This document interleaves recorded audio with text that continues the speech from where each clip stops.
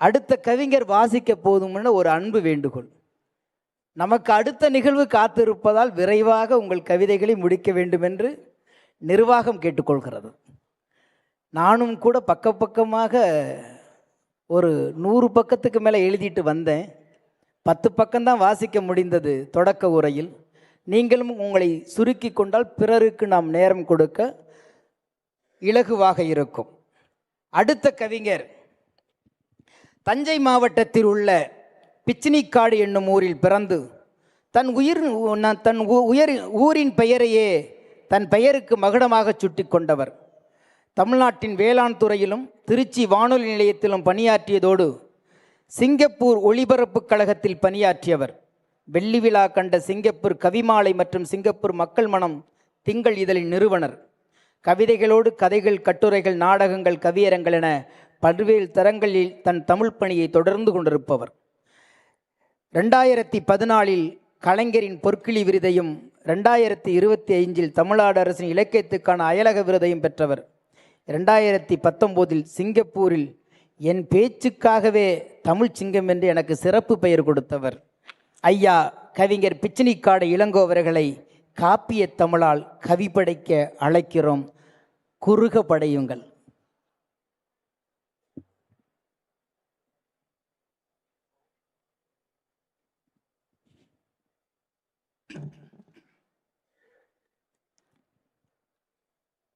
தமிழ் பிறந்தபோது நாகரிகம் கூட பிறந்தது. நாகரிகம் பிறந்தபோது தமிழ் பிறந்தே இருந்தது. அந்த மூத்த தமிழுக்கும் முத்தமிழுக்கும் உங்களுக்கும் என் முதல் மரியாதை. அயலக தமிழர் மாநாடு என்று அறிவிப்பதில் ஓர் அந்நியம் தெரிகிறது. அயலக தமிழர் மாநாடு என்று அறிவிப்பதில் ஓர் அந்நியம் தெரிகிறது. தமிழை விட்டு அகலாத தமிழர் மாநாடு என்று அறிவித்தால் அதில் ஒரு ஐக்கியம் இருக்கிறது, ஒரு அரவணைப்பு இருக்கிறது. எனவே அயலக தமிழர் மாநாடு என்பதை காட்டிலும் தமிழை விட்டு அகலாத தமிழர் மாநாடு என்பதே பொருத்தம். இது என் விருப்பம், என் சிந்தனையில் விளைந்த திருப்பம். பக்தர்களின் பக்தி பரவசம் பறந்து விரிந்த பெருங்கடலாய் பரிணாமம் பெற்றாலும் பரிமாணம் அடைந்தாலும், பக்தர்களின் பக்தி பரவசம் பறந்து விரிந்த பெருங்கடலாய் பரிணாமம் அடைந்தாலும் பரிமாணம் பெற்றாலும் Kashi Rameswaram Kailayam, Kashi Rameswaram Kailayam, Mecca, Medina, Jerusalem திருத்தலங்களுக்கெல்லாம் சென்று திரும்பினாலும் ஆண்டவனை யாரும் பார்த்ததில்லை. ஆண்டவனை யாரும் பார்த்ததில்லை, ஆண்டவனும் யாரையும் பார்த்ததில்லை. ஆண்டவனுக்கு பக்தர்கள் மீது கரிசனம் இல்லை, தரிசனம் தந்ததில்லை. அவன் கஞ்சத்தனத்திற்கு அளவே இல்லை. ஆனால் கொடுத்து வைத்தவர்கள் நாம் ஆண்டவரை பார்த்திருக்கிறோம். கொடுத்து வைத்தவர்கள் நாம் ஆண்டவரை பார்த்திருக்கிறோம், ஆள்பவரை பார்த்து கொண்டிருக்கிறோம். நாளை ஆளப்போவதையும் பார்க்க போகிறோம். காரணம், சிக்கல் இல்லாதவர்கள் நாம்.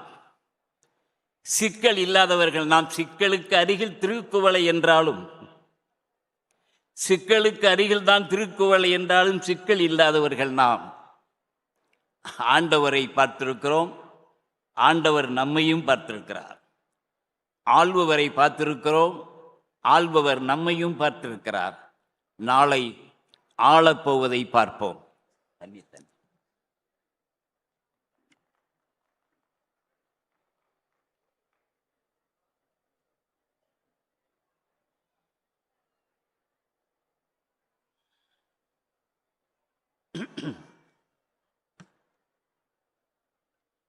தலைமை தூங்காத கண்களை தூங்க வைக்கும், தூங்காத கண்களை தூங்க வைக்கும், தொற்று தழுவி தென்றலாய் சுகமூட்டும், தாளாட்டாய் தமிழ்த்திரை பாட்டு தவிழ்ந்தது காற்றில் ஒரு காலம்.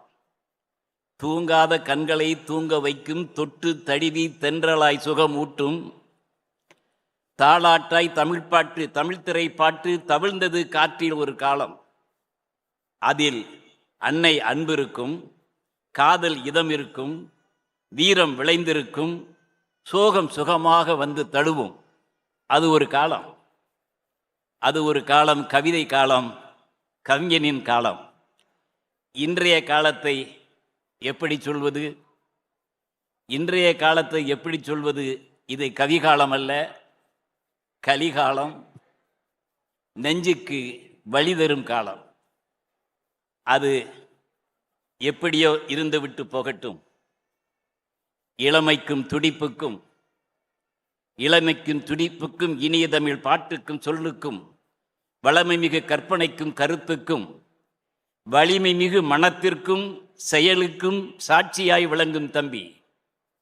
வலிமை மிகு மனதிற்கும் செயலுக்கும் சாட்சியாய் விளங்கும் தம்பி. நஞ்சை நிலத்தின் ஈரத்தோடு நெஞ்சை அள்ளும் பாடல் தரும் தஞ்சை தந்த தமிழ்கவி.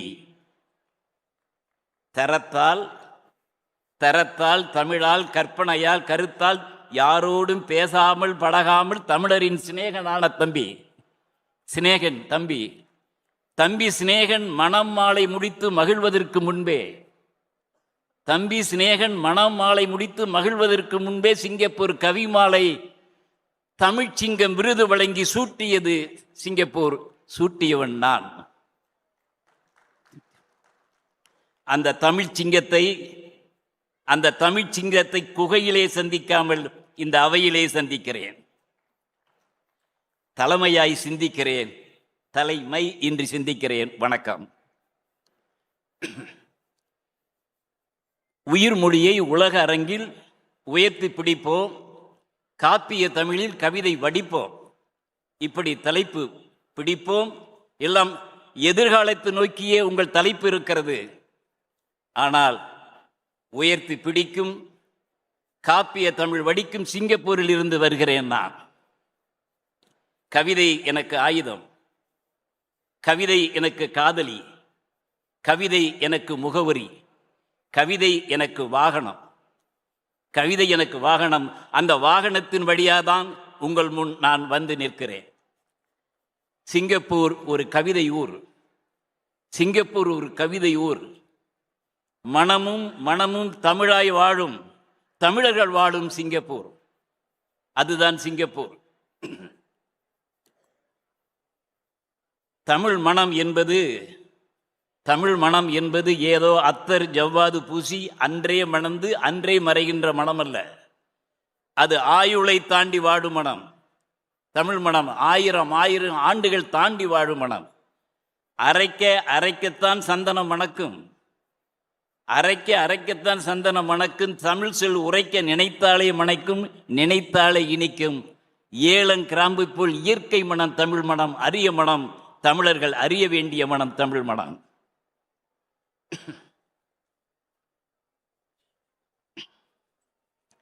கோழி கூவும் கண்விழிக்கும் நாட்டில் இருந்து வரவில்லை, குயில் கூவும் சிங்கப்பூரில் இருந்து வருகிறேன். கோழி கூவி விழிக்காமல் குயில் கூவும் சிங்கப்பூரில் இருந்து வருகிறேன். குயில் கூவும் நாடென்றால் எந்த நாடு? குயில் தோப்பை காட்டென்றால் எங்கு செல்வீர்? உள்ளம் குதித்து தமிழ் கேட்கும் நாடென்றால் எந்த நாடு?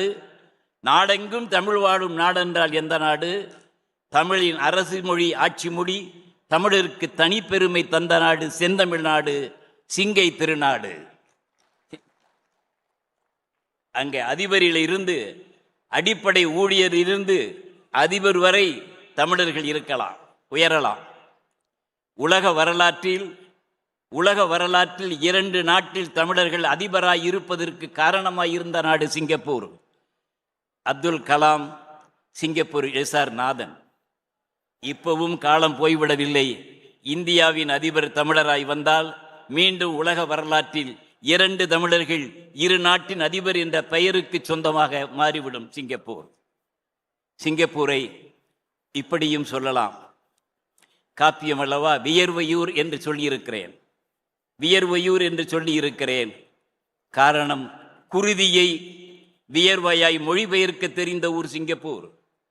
குருதியை வியர்வையாய் மொழிபெயர்க்க தெரிந்த ஊர் சிங்கப்பூர். வியர்வை நதியாய் நண்பர்கள் விளங்குகிற ஊர் சிங்கப்பூர். கொளுத்தும் வெயிலை கொளுத்து வெயிலை வெளுத்து வாங்கும் தோழர்கள் நிறைந்த ஊர் சிங்கப்பூர். தோழர்களை கடல் தாண்ட வைத்து, சிங்கப்பூரில் கால் பதிக்க வைத்து, அவர்களின் கடன் தாண்ட வைத்த ஊர் சிங்கப்பூர். சிங்கப்பூர் ஊழியர்கள் தோழர்கள் வீடு மனை நிலங்கள் பேறு பெற வைத்த ஊர் சிங்கப்பூர். சிங்கப்பூருக்கு வந்தபின் வீடு மனை நிலங்கள் பேறு பெற வைத்த ஊர் சிங்கப்பூர். அவன் வீடு இந்தியாவில், குறித்து வைத்துக் கொள்ளுங்கள், அவன் வீடு இந்தியாவில், அவன் வீட்டில் இந்தியா இல்லை. அவன் வீட்டில் இந்தியா இல்லை. காரணம் சிங்கப்பூர். சிங்கப்பூரில் லிட்டில் இந்தியா என்று ஒரு இடம், லிட்டில் இந்தியா என்று ஒரு இடம். ஞாயிறு தோறும் நாங்கள் கூடி இந்தியா லிட்டில் இல்லை என்பதை நிரூபித்து வருகிறோம். அதுதான் சிங்கப்பூர். உயர்த்தி பிடிக்காமல், பிடிப்போம் என்று சொல்லாமல், தமிழ்தான் தமிழரின் முகவரி என்ற உயிர்ப்போடு வாழுகின்ற சிங்கப்பூர் நாங்கள். சிங்கப்பூர் பன்னாட்டு விமானங்களின் வேடம் தாங்கள். சிங்கப்பூர் பன்னாட்டு விமானங்களின் வேடம் தாங்கள். கப்பல் வாத்துகளின் விளையாட்டு மைதானம், செடி கொடிகளின் சிகை அலங்கார நிலையம், பச்சை தாவரங்களின் காவல் நிலையம், கடல் நுரை கொழுசணிந்த கன்னி சிங்கப்பூர். கடல் நுரை கொழுசணிந்த கன்னி சிங்கப்பூர். அது மட்டுமல்ல, அழகிய குயில் தோப்பு சிங்கப்பூர், கட்டட கவிதைகளின் தொகுப்பு சிங்கப்பூர், பூக்களின் புன்னகை தோட்டம் சிங்கப்பூர்.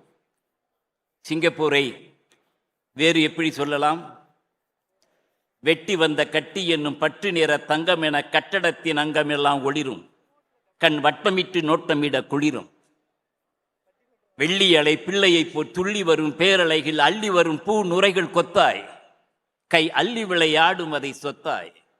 காலையிலும் மாலையிலும் காலமெல்லாம் வேலையினால் சோலை என அமைந்த திருநாடு, பசுமை சேலை என்னும் தாவரத்தின் வீடு, திட்டமிட்டு சட்டம் என்னும் கட்டமிட்டு வாழ்வதற்கு கற்றுத்தரும் பல்கலையின் வீடு, உலகம் உற்று தினம் கல்வி கற்கும் ஏடு, சுற்றுப்புற தூய்மையிலும் சுற்றுலாவை ஈர்ப்பதிலும், சுற்றுப்புற தூய்மையிலும் சுற்றுலாவை ஈர்ப்பதிலும் வெற்றி பெற்று விளங்குகிற நாடு, உலகம் உற்று தினம் கல்வி கற்கும் ஏடு சிங்கப்பூர். நாடெல்லாம் தமிழ், நாடெல்லாம் தமிழ், நாவெல்லாம் தமிழ், நாளெல்லாம் தமிழ். இன்னும் சொல்ல நின்னு சொல்ல நேரமில்லை. சிங்கப்பூர் வெகு தூரமில்லை. வருக. நன்றி.